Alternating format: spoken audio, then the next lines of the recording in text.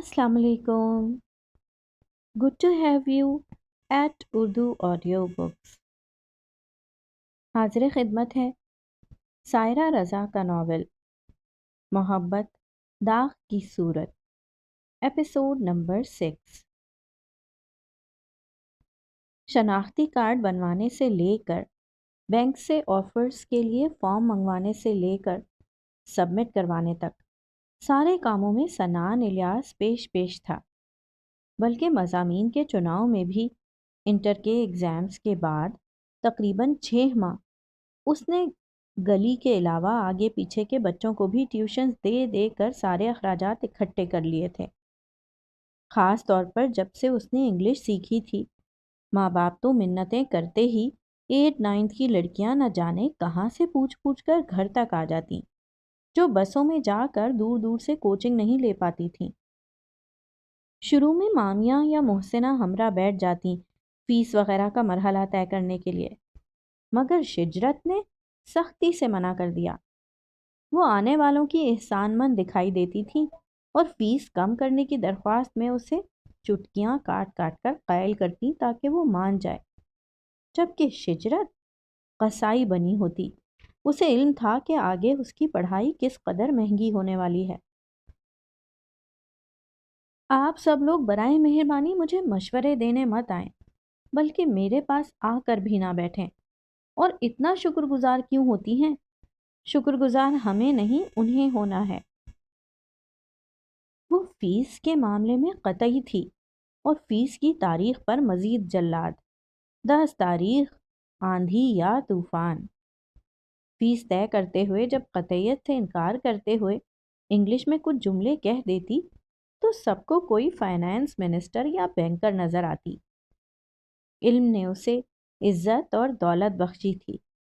अपने तमाम फैसलों में वो अब इतनी बाख्तियार थी जैसे किसी बड़े कबीले का सरदार या पंचायत का सरदार। मैं जा रही हूँ, आ रही हूँ, अब तो देर सवेर का बताना छोड़ चुकी थी और सबने पूछना ही छोड़ रखा था। ऐसे में जब मोहसिना ने पूछा, बीए के लिए नया यूनिफॉर्म सिलवाना है? यूनिफॉर्म की अब मुझे ज़रूरत ही नहीं है। हैं? मोहसिना के सानो गुमान में भी ये जवाब न था। मैं ऑनर्स करने के लिए यूनिवर्सिटी जा रही हूँ अम्मी, और वहाँ यूनिफॉर्म नहीं होता। यूनिवर्सिटी? मोहसिना ने यूनिवर्सिटी के टुकड़े कर दिए। वहाँ क्या क्या करने जाना है? ऑनर्स। ऑनर्स अम्मी, डिग्री का नाम है। वो आसान अल्फाज जमा करने लगी। शाम तक सारे घर को यूनिवर्सिटी और ऑनर्स के मानाओ, मकासद और फ़वाइद अज़बर हो चुके थे। रश कामेज़ हैरत, फ़ख्र, यानी कि यूनिवर्सिटी। बड़े मामू और मोहसिना ने उसे अपने फ़ैसले से आगाह करके हैरान कर दिया। ठीक है, वो ज़रूर एडमिशन ले, मगर वो दोनों उसके हमराह जाकर एक बार यूनिवर्सिटी को देख तो आए। और वो शाने उचका कर रह गई। क्या जाकर देखना, मगर मामू और अम्मी देखने आए थे और देख देख कर थकते नहीं थे। अम्मी ने अपना नया सूट जेबे दन किया और मामू ने चलते चलते बास्केट भी चढ़ा ली थी। 9th क्लास से भागे मामू और घर गृहस्थी में जुटी अम्मी के लिए ये एक नई दुनिया थी, एक नया जहान। अम्मी का सर एक अनजाने फख्र से बुलंद था। मामू को अपने अंदर एक जवानी महसूस हो रही थी। वो अपनी उम्र को ऑनर्स के लिए आए उन स्टूडेंट्स के बराबर ही महसूस कर रहे थे और अकड़ कर घूमते हुए उस जम्मे गफ़ीर में खुद को पीएचडी डॉक्टर महसूस कर रहे थे या फिर एक प्रोफेसर। वो बार बार शिजरत के नज़दीक हो जाते और उसके डॉक्यूमेंट्स की फ़ाइल तो मुस्तकिल पकड़ रखी थी। यहाँ हर तरह के लड़के लड़कियाँ, वालदैन मौजूद थे जिनमें शिजरत भी थी। वो सादा लिबास, सादा चेहरे के साथ थी और सबसे अहम खूबी बाएतमादी और एक बेनियाजी सी थी। उस पर जैसे गिरदो पेश का असर था ही नहीं। وہ ایڈمیشن کے حوالے سے ایک کمرے سے دوسرے کمرے کی طرف بھاگتی، لائن میں لگتی۔ یہیں ماموں اور امی پہلی بار سنان الیاس سے ملے، جو بے نیازی، با اعتمادی اور بے فکری میں سب سے آگے تھا۔ وہ گرم جوشی سے ملا، ذرا سا خمیدہ۔ اس نے ان دونوں کو بے حد عزت دی۔ شجرت نے اپنا بیگ اور کچھ فائلز محسنہ کو پکڑا رکھی تھیں۔ اس کے ہاتھ میں پانی کی بوتل تھی اور وہ ہر بار جب بھاگ کر آتی، بوتل منہ سے اونچی رکھ کے چند گھونٹ حلق میں ٹپکا لیتی۔ کئی بار اس نے بوتل سنان کو بھی دی۔ وہ دونوں مسلسل بول رہے تھے، کبھی کسی گروپ میں شامل ہو کر اور کبھی تنہا ہو کر۔ ماموں کا سر فخر سے بلند تھا۔ آنے والے کئی دنوں تک وہ اپنی ورک شاپ میں بتاتے رہے، اور جب میں یونیورسٹی گیا، دراصل اس دن میں یونیورسٹی گیا، میری بھانجی ہے نا، وہ پڑھتی ہیں وہاں۔ لوگ ایسے ہی ماحول کی باتیں کرتے ہیں، وہاں تو کسی کو سر کھجانے کی فرصت نہیں۔ دراصل اپنی نئی زندگی میں وہ پوری طرح جت گئی تھی۔ یہاں پڑھائی بہت وقت مانگ رہی تھی۔ یونیورسٹی گھر سے اتنی دور تھی کہ فاصلہ سوچتے سوچتے بندہ تھک جائے۔ وہ 2:30 اور 3 بجے تک گھر پہنچ پاتی۔ 1 گھنٹے کے آرام کے بعد اس کے پاس اب چند اسٹوڈنٹ تھے، میٹرک کے لڑکے لڑکیاں۔ گلی کے نکمے لڑکوں کو خود والد بزرگوار دہلیز پر پٹخ جاتے۔ گھر والے سب حق و دق رہ جاتے جب وہ شجرت کے آگے چیں بھی نہ بول پاتے۔ اس نے چھوٹے موٹے بچوں کو فارغ کر دیا تھا، صرف چنیدہ میٹرک کے بچے۔ فیس منہ مانگی۔ وہ لباس کا خیال رکھنے لگی تھی۔ اس نے ماں سے کہا تھا کہ وہ اپنی پڑھائی کے لیے جی جان سے محنت کرتی ہے، مگر رقم کم ہے۔ وہ اسے ہر ماہ پینشن سے رقم دیں اور فضول کمیٹیوں میں پیسے مت پھنسائیں۔ محسنہ تابع دار ہو چکی تھیں، مان گئیں۔ وہ چوٹی بنانے میں وقت صرف کرنے لگی تھی۔ کاجل سے بے نیاز آنکھیں اب اسے ویران لگنے لگی تھیں، حالانکہ ان میں دیپ جلنے لگے تھے۔ انہیں سنوارنے کے لیے اس نے کچھ سامان آرائش خرید لیا تھا۔ سنان الیاس سے جان پہچان دوستی میں، اور دوستی اس مرحلے میں داخل ہو رہی تھی جب خود کو مقابل کی آنکھوں سے دیکھنا اچھا لگتا ہے۔ کتنے دن گزرے سنان الیاس کو اس کی زندگی میں قدم رکھے ہوئے۔ وہ اس کا مددگار تھا، رہنما، سامع، اس کی گویائی، اس کے دل کی کہنے والا۔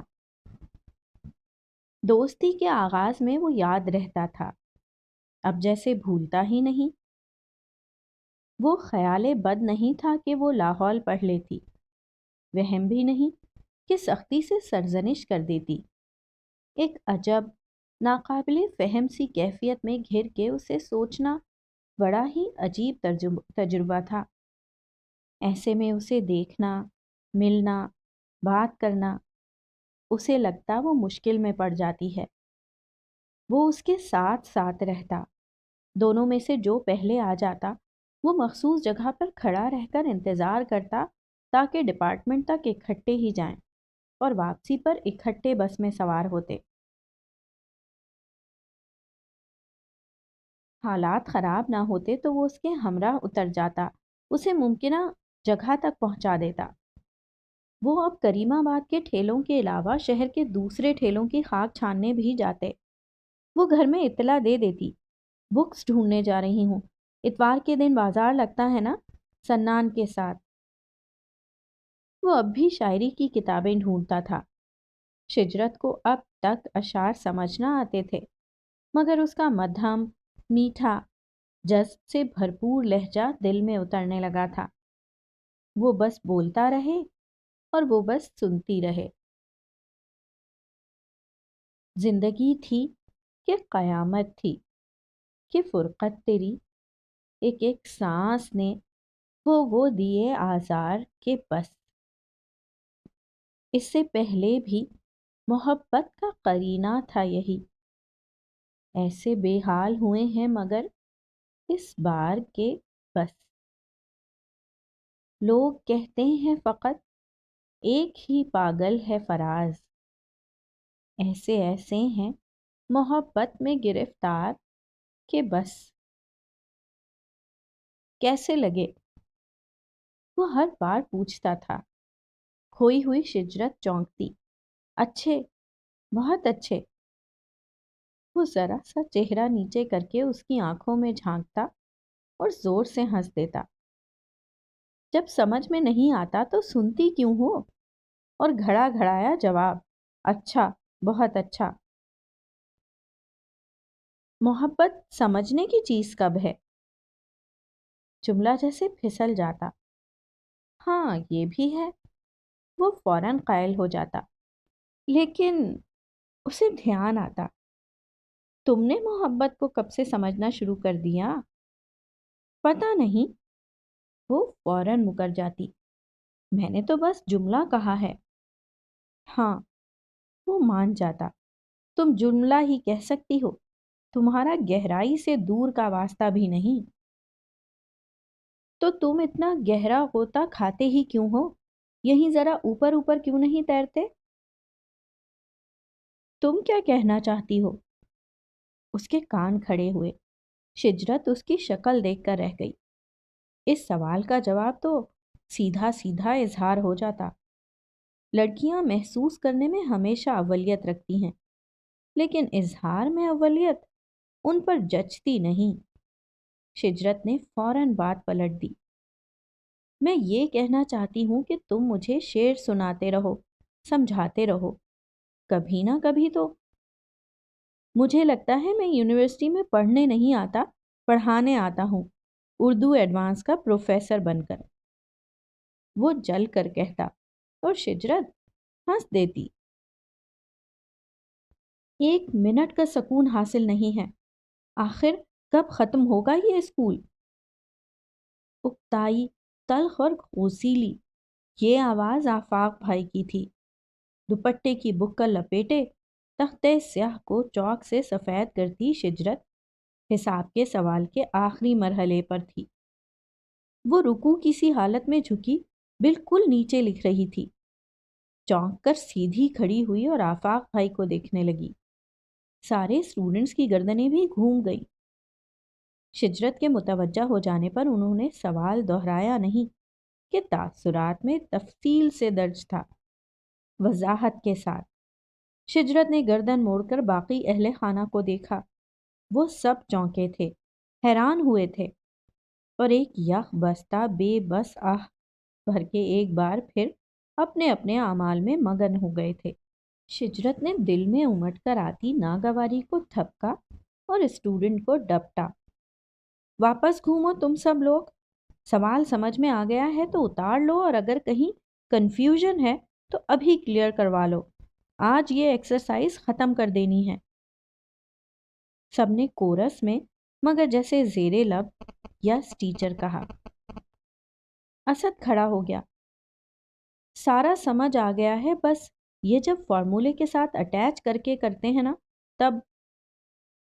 وہ کھا جانے والی نگاہوں سے گھورتے ٹیچر کے بھائی سے خائف ہو کر اٹک اٹک کر بہت آہستہ سے بول رہا تھا۔ ٹھیک ہے، تم میرے پاس آ جاؤ، شجرت نے کہا۔ پلاسٹک کی 2 کرسیوں کے بیچ ٹیبل تھی۔ اپنی کاپیاں سنبھالتا اسد گرتا پڑتا کرسی تک آیا۔ باقی سب سوال آتے تھے۔ ہاں، اب بولو، کہاں آ کر نہیں سمجھ پاتے تم؟ اور وہ جو میں نے بکواس کی ہے اس کا کوئی اثر ہے بھی کہ نہیں؟ آفاق بھائی اب مروت کو طاق رکھتے سب کے سر پر پہنچ گئے تھے۔ شجرت نے نگاہیں اٹھائیں، ان میں غسیلا پن، ناگواری اور اپنے کام سے کام رکھنے کی تنبیہ بآسانی پڑھی جا رہی تھی، مگر جب وہ بولی تو لہجہ، جملہ اور آواز بالکل سادہ تھی۔ بس چھٹی ہونے ہی والی ہے۔ یہ اتنے بڑے شہر میں تم لوگوں کو کوئی اور استانی نہیں مل رہی جو؟ اسٹوڈنٹ لڑکے منہ اٹھا کر آفاق بھائی کو دیکھنے لگے اور لڑکیاں سر جھکا کر خاموش ہو گئیں۔ ایسا پہلے تو کبھی نہیں ہوا تھا۔ بڑے پرسکون ماحول میں ٹیوشن ملتی تھی۔ کیوں شور کرتا ادھر آ گیا ہے آفاق؟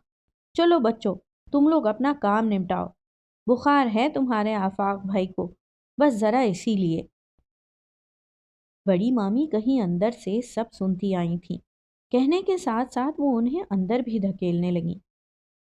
شجرت کے چہرے پر غصے نے سرخی پیدا کر دی تھی۔ اس نے محسنہ کو گھورا تھا اور چھوٹی مامی کو بھی، جن کے چہرے تعصب اور فکر مندی میں گم ہو گئے تھے۔ آنے والے اگلے دن سب کے لیے مشکل بن کر آ رہے تھے۔ مشکل، ناقابل حل، بے بسی۔ ایک سناٹا در و دیوار سے کائی کی طرح لپٹ گیا تھا، سائے کی مانند سر پر تن گیا تھا۔ حیرت آمیز بے بسی کے ہو کے ہما بھابھی کے چہرے پر خاموشی چھائی اور آنکھوں سے جھانکتی وحشت۔ وہ کبھی کبھار بے روح نظر آتی، اور آفاق بھائی کسی بد روح کی طرح ہر سو منڈلاتے۔ وہ کبھی سر پکڑ کر بیٹھ جاتے، کبھی دیوار پر مکہ مارتے اور کبھی سامنے آئی کسی بھی شے کو ٹھوکر۔ ایسے میں مامیاں اور محسنہ منہ چھپا چھپا کر آنسو پیتیں، ہچکیاں روکنے کو کھانستیں۔ وہ انکشاف کا عذاب جھیل رہے تھے اور کسی کو بخشنے پر تیار ہی نہ تھے، سبھی عتاب کا نشانہ۔ مگر شجرت کو لگا کہ وہ ان کی ہٹ لسٹ پر آ گئی ہو۔ اس نے محسنہ سے شکایت کی، وہ اس کے ہاتھ کو تھپ تھپا کر بس خاموشی کی تلقین کر دیتی۔ مگر شجرت کو برداشت کی عادت نہ تھی، اسے سوچ لینے کی عادت تھی، کہہ دینے کی، خواہ خود کلامی ہو۔ مگر اب اس کے پاس ایک سامع تھا نا، بہت کچھ تھا اسے بتانے کو، پوچھنے کو، سمجھنے کو، خود اس کے حوالے سے بھی۔ تمہیں یہ کیوں لگتا ہے کہ جو غم تم پہ پڑا ہے وہی سب سے بڑا ہے؟ دنیا میں ایک سے ایک بڑی باتیں، ایسے ایسے دکھ کہ فقط سن کر کلیجہ منہ کو آ جائے، اور تمہارے آفاق بھائی کے لیے تو پھر یہ بہت بڑی بات ہے۔ تو وہ میرا جینا کیوں حرام کر رہے ہیں؟ یار، ان کی اپنی زندگی حرام ہو چکی ہے۔ کوئی بھی انسان اپنے لیے کبھی کم پر راضی نہیں ہوتا، اسے پرفیکشن چاہیے ہوتی ہے۔ مادی چیزوں کا کہہ رہا ہوں۔ اور اگر بات پھر اپنے ذاتی وقار پر آ جائے تو میرا کیا قصور؟ وہ چلائی تھی۔ قصوروار تو وہ بھی نہیں ہے شجرت۔ سنان کا لہجہ زخمی ہو گیا، وہ قصداً مسکرایا۔ کسی مرد کے لیے یہ احساس کہ وہ اپنی بے اولادی کا خود ذمہ دار ہے، اس کی موت ہے۔ شجرت نے نگاہیں چرائی تھیں۔ اس نے شدید غصے میں جب بولنا شروع کیا تو سبھی بول گئی، لیکن اب ذرا ٹھنڈے ہونے پر اسے کسی قدر خجالت نے گھیر لیا تھا۔ وہ جتنا بھی رد عمل دیں کم ہے۔ ہاں یہ ہے کہ کچھ وقت کے بعد وہ جب تسلیم کر لیں گے تو پھر ہر شے اپنی جگہ پر آ جائے گی، انہیں وقت دینا ہوگا۔ تم اتنی آسانی سے یہ سب کیسے کہہ رہے ہو؟ بڑے تجربے کار ہو۔ میری بہن ہیں بڑی، 6 سال ہو گئے وہ ماں نہیں بن پائیں۔ بظاہر کوئی نقص نہیں ہے، وہ جس طرح کی زندگی جی رہی ہیں اسے محسوس کرنے میں ہی جتنی اذیت ہے وہ تم نہیں سمجھو گی۔ تمہارا مسئلہ یہ ہے کہ تم ہر چیز کو اپنے حوالے سے دیکھتی ہو۔ تم یہ سمجھتی ہو کہ اکیلی تم ہی دکھی ہو، محنتی ہو، تم ہی مشکل میں ہو، تمہارے ہی مسائل ہیں، جبکہ دنیا کا ہر شخص ایک امتحان میں پڑا ہے۔ ہر انسان کی اپنی مصیبت، اپنے دکھڑے ہیں۔ دھیمے لہجے میں کہتے ہوئے آخر میں کچھ سنجیدہ ہو گیا، تلخ ہو گیا۔ شجرت چونکی۔ کیوں؟ تمہیں کیا دکھ ہے؟ کیوں اپنی آپی کی پریشانی میرے دل کو نہیں چیرتی؟ اس پر یہ خیال کہ میں ان کے لیے کچھ نہیں کر سکتا۔ پریشانی تو کوئی بھی ہو سکتی ہے نا۔ اب یہی دیکھو، میری اماں آج کل کتنی پریشان ہیں۔ وہ ہنس پڑا۔ اماں پریشان ہیں اور تم ہنس کر بتا رہے ہو؟ وہ حیرت سے اسے دیکھنے لگی۔ انہیں کیا پریشانی ہے؟ خیریت؟ ان کی پریشانی؟ سنان ہنستے ہوئے آسمان کو دیکھنے لگا۔ تم بھی ہنس دو گی؟ میں نے کہا نا، ہر شخص کے لیے اس کا دکھ سب سے بڑا اپنی آنکھ کا تنکا شہتیر ہی ہوتا ہے۔ تم بتاؤ تو، عجیب آدمی ہو، ماں کی پریشانی کا ذکر کرتے ہو اور دل کھول کر ہنستے ہو، پاگل ہو۔ میں 9 بہن بھائیوں میں سب سے چھوٹا ہوں۔ امی اتنی بوڑھی ہیں جیسے میری دادی ہوں، انہیں آج کل بس یہ فکر ہے کہ مجھے کون بیاہے گا۔ لڑکے بیاہ کر لاتے ہیں، اپنی گرامر درست کرو، اور تم میں کیا برائی ہے جو وہ ابھی سے فکر مند ہو رہی ہیں؟ شجرت نے اندر کی آنکھ کھول کر اسے دیکھا، ویسے وہ باہر کی آنکھ کو بھی پیارا لگتا تھا۔ سنان نے تعصب سے نفی میں گردن ہلائی، پھر اپنی لنگ والی ٹانگ سامنے سیدھی کر دی۔ تمہیں سامنے کی چیز نظر نہیں آتی؟ تم گہری باتیں کیسے سمجھو گی؟ یہ؟ وہ حیرت سے اس کا چہرہ دیکھنے لگی۔ وہ لنگ کہتے کہتے رکی۔ یہ سچ تھا، وہ قطعاً نمایاں ہونے والی چیز نہیں تھا، مگر یہ تو نظر ہی نہیں آتا، پتہ ہی نہیں لگتا، اور تم کمال ہو شجرت الدر، یہ اتنا نظر آتا ہے کہ اس کے سامنے میں نظر نہیں آتا۔ کس کو؟ ان سب کو جو پہلے مجھے دیکھتی تھیں۔ دیکھتی تھیں؟ ہاں، میری کزنز اور ان کی امیاں اور باجیاں۔ وہ مزے سے بول رہا تھا۔ اور اب وہ تمہیں نہیں دیکھتی؟ سنان نے جواب نہیں دیا، وہ چھوٹے چھوٹے کنکر اٹھا کر دور مارنے لگا تھا۔ میں تمہیں دیکھتی ہوں سنان، وہ شاید تسلی دے رہی تھی۔ جانتا ہوں تم دیکھتی ہو، مگر صرف چہرہ، تم پورا جائزہ لینے کی عادی جو نہیں ہو۔ اس نے ایک جملے میں شجرت الدر کی پوری شخصیت کو واضح کر دیا تھا۔ شجرت کے پاس ایک فوری خوبصورت جواب تیار ہوا، مگر اس نے لب بھینچ کر جیسے اپنی خامی کو مانا۔ اس کا خراب موڈ بحال ہو چکا تھا۔ وہ آفاق بھائی کی کیفیت اور دکھ کو جیسے سمجھنے لگی تھی۔ آفاق بھائی غم و اندوہ کے اندھیروں میں ڈوب گئے تھے، خاموش، متفکر، بے چین، یا پھر چیختے ہوئے ٹھوکریں مارتے ہوئے بات بے بات کاٹ کھانے کو دوڑتے، مغلظات بکتے تھے۔ ان کا عتاب ہر ایک کے لیے تھا۔ بلا وجہ ہما بھابھی کو پیٹ ڈالا جو منہ پھیر کر آنسو چھپا رہی تھی۔ ورک شاپ میں کسٹمر سے الجھے اور بڑا ہتھوڑا ہاتھ میں اٹھا لیا سر پھاڑنے کے لیے۔ غازیاں مازیاں میکیں آئیں۔ میرا تماشا دیکھنے آئی ہو؟ اچھا، اپنے بچے دکھانے لائی ہو؟ نہیں بھائی، وہ دونوں سکتے میں آ گئیں۔ آفاق کوئی گھٹیا فلمی پلان میکر تو تھے نہیں کہ اپنی ڈاکٹری رپورٹ چھپا لیتے۔ جو ڈاکٹر نے کہا وہ سانو گمان میں بھی نہ تھا۔ جب موت کی سی حالت میں گھر پہنچے تو ماں کے استفسار پر بولتے چلے گئے سب کچھ۔ اب سوچ رہے تھے سب اچھا کی رپورٹ دے دیتے، کون رپورٹ کو انویسٹیگیٹ کرنے جاتا، سب صبر شکر کر کے بیٹھ جاتے۔ وہ ماں باپ کو اعتماد میں لے کر کہہ سن لیتے، مگر اس صدماتی جذباتی لمحے میں وہ سب کے سامنے سب کچھ بول گئے۔ ایک نارسائی کا دکھ، اور دوسرے سب کے با علم ہونے کی پریشانی۔ سب کے دشمن ہو گئے، مگر شجرت الدر کے ساتھ تو انہوں نے گھر کی کلاس کو نشانہ بنایا۔ اتنے بڑے بڑے جوان جہان گھوڑے لڑکے میٹرک اور 9th دن دناتے گھر میں گھس آتے ہیں، کوئی شرم حیا ہے کہ نہیں؟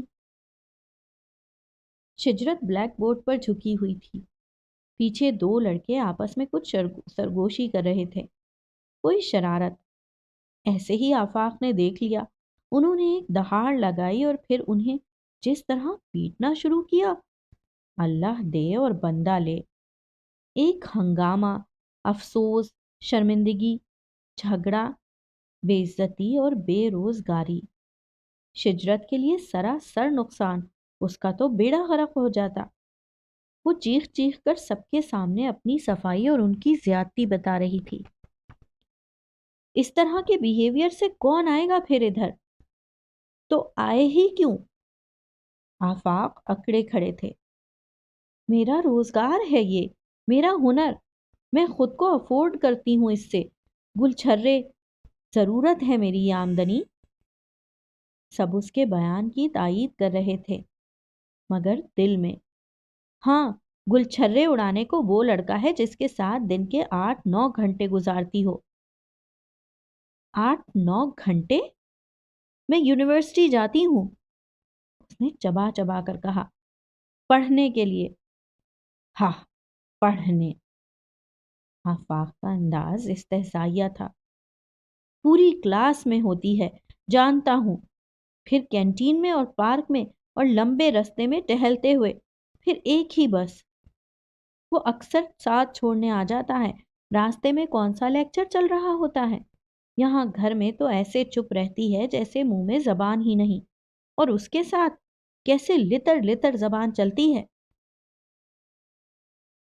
جب ایک کلاس ہے، مضامین ایک ہیں، راستہ ایک ہے، بس کا روٹ ایک ہے، تو ساتھ تو رہے گا نا؟ اس نے جیسے منہ توڑ جواب دیا تھا۔ ہاں، وہ منہ کھول کر ہنسے۔ ہمدانی صاحب کی 2 بیٹیاں یونیورسٹی جاتی ہیں، ان کو تو کبھی ہم سفر نہ بنایا۔